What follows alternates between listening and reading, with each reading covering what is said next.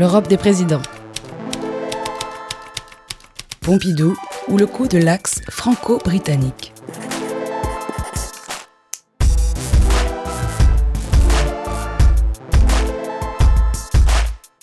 Désigné par le peuple français pour exercer la charge de président de la République, j'évoquerai d'abord la personne du général de Gaulle, qui a doté notre pays d'institutions grâce auxquelles nous avons connu 10 années de stabilité politique, dominé plusieurs crises extrêmement graves et enfin assuré sans secousse la transmission des pouvoirs présidentiels. L'Europe des présidents, par Sylvain Kahn. En 1969, l'Europe sort de 7 ans de blocage orchestré par Charles de Gaulle. Et pendant toute cette période, où il dit non, où il pose 2 fois son veto à l'adhésion du Royaume-Uni, son Premier ministre n'est autre que Georges Pompidou. A priori, quand Pompidou est élu président de la France, il n'y a pas de changement sur l'Europe à attendre.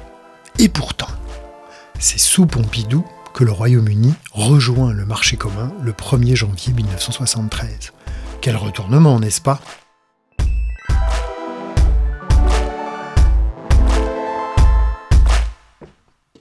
Essayons de comprendre. Pompidou est un gaulliste pur sucre. La supranationalité n'est pas sa tasse de thé. Mais son parcours n'est pas celui du général. Il n'est pas l'homme de la France libre, il n'est pas l'ancien résistant, il n'est pas l'homme de mai 58. Il est plus jeune, même s'il a quand même 58 ans. Il est pragmatique, il est passé par le Conseil d'État et aussi par la banque. Il a été prof. Georges Pompidou n'est pas un visionnaire.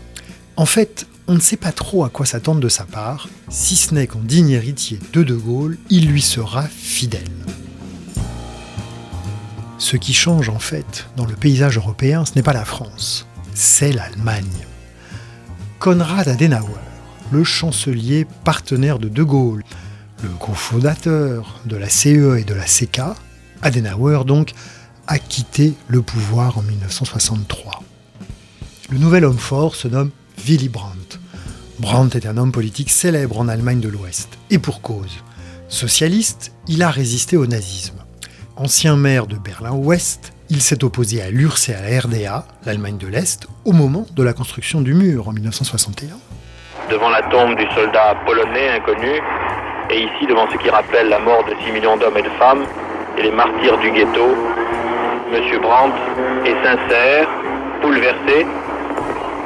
Le chef du gouvernement ouest-allemand ne veut pas oublier les leçons de l'histoire. Brandt est un sage, une figure mondiale, une icône du monde libre que consacre son prix Nobel de la paix en 1971. Quand Pompidou arrive au pouvoir, Willy Brandt commence à mettre en œuvre une politique étrangère de rupture, l'Ostpolitik. L'Ostpolitik, c'est la politique vers l'Est. De quoi s'agit-il ? Une façon de contourner les fameux murs de Berlin et rideaux de fer. Brandt dit « Ok, l'Allemagne est divisée en 2. Ok, les démocraties populaires de l'Est de l'Europe sont des dictatures communistes, y compris la RDA. Eh bien, il faut les reconnaître, il faut leur parler, il faut les détendre. Il doit être possible d'adoucir la dureté de la vie des Européens de l'Est. Comment ?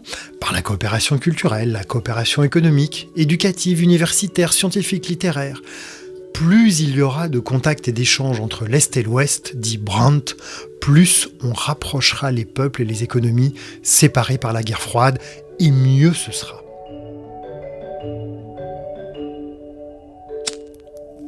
Pompidou fronce ses gros sourcils broussailleux. Pompidou avec sa clope au bec. Pompidou qui est une espèce d'hybride entre le banquier normalien, poète et le paysan du bon sens à l'accent rocailleux. Pompidou doit composer avec ce chancelier star qu'il n'attendait pas, qui figure un possible retour du leadership allemand au sein de l'Europe. Cela risque-t-il de faire de l'ombre à la diplomatie gaullienne d'équilibre entre l'Est et l'Ouest ? Cela risque-t-il de porter préjudice à l'économie française ?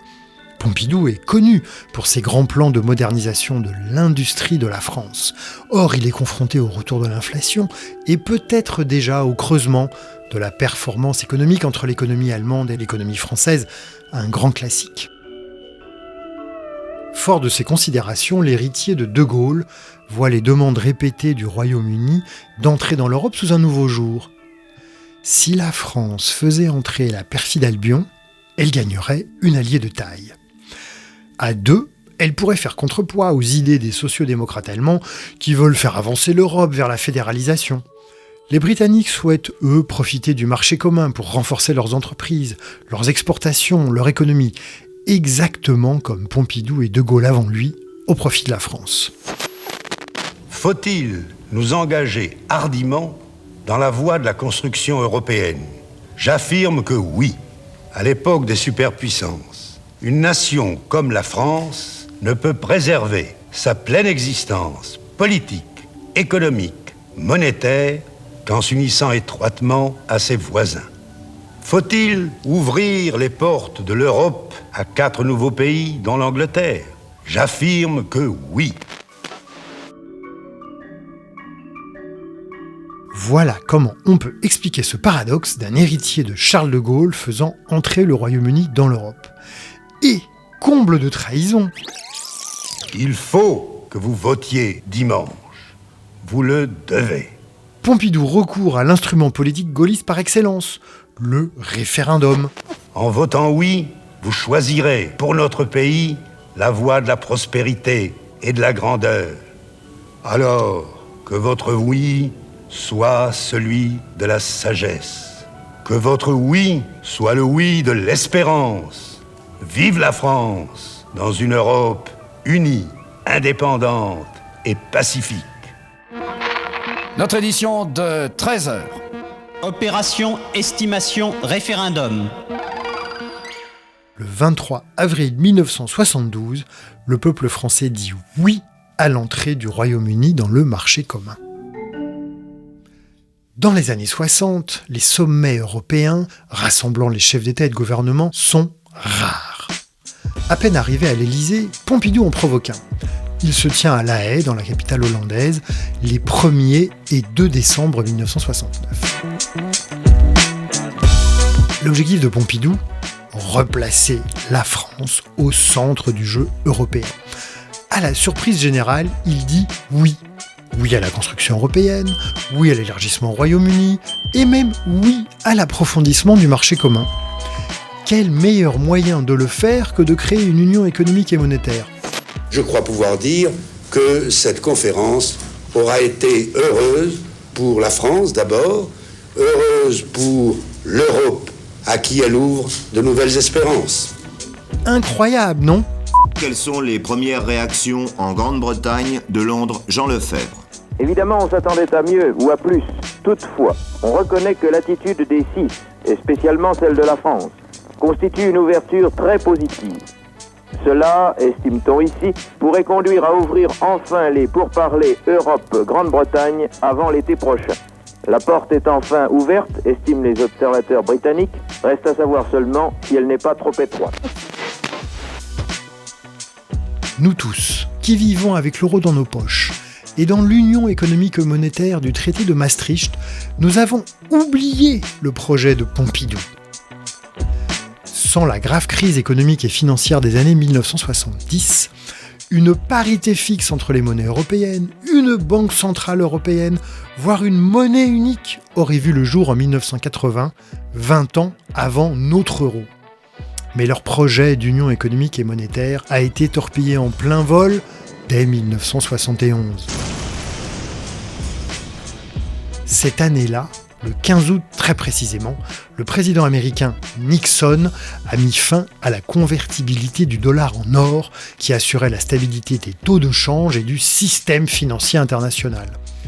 On ne saura jamais, bien sûr, si Pompidou aurait été au bout de sa démarche. Aurait-il vraiment accepté la fusion de la souveraineté monétaire française dans la souveraineté monétaire européenne ? On le saura d'autant moins que Pompidou décède prématurément d'un cancer en 1974. Pompidou lègue à la CEE l'élargissement de l'Europe au Royaume-Uni, qui entre en 1973 avec l'Irlande et le Danemark. Et là, on peut lui dire bien joué. Bien joué parce que les Britanniques ont été pendant 4 décennies jusqu'au Brexit le meilleur rempart contre une Europe fédérale. De 79 à 90, Maggie Thatcher, la Dame de Fer, a même repris le rôle qu'a tenu De Gaulle de 59 à 69. Dire non. Quel plus beau cadeau Pompidou pouvait-il faire à De Gaulle ? De Charles de Gaulle à Emmanuel Macron, ce que l'Europe leur doit, et vice-versa. L'Europe des présidents, une production Wave Audio en partenariat avec les presses universitaires de France. Disponible sur toutes les plateformes.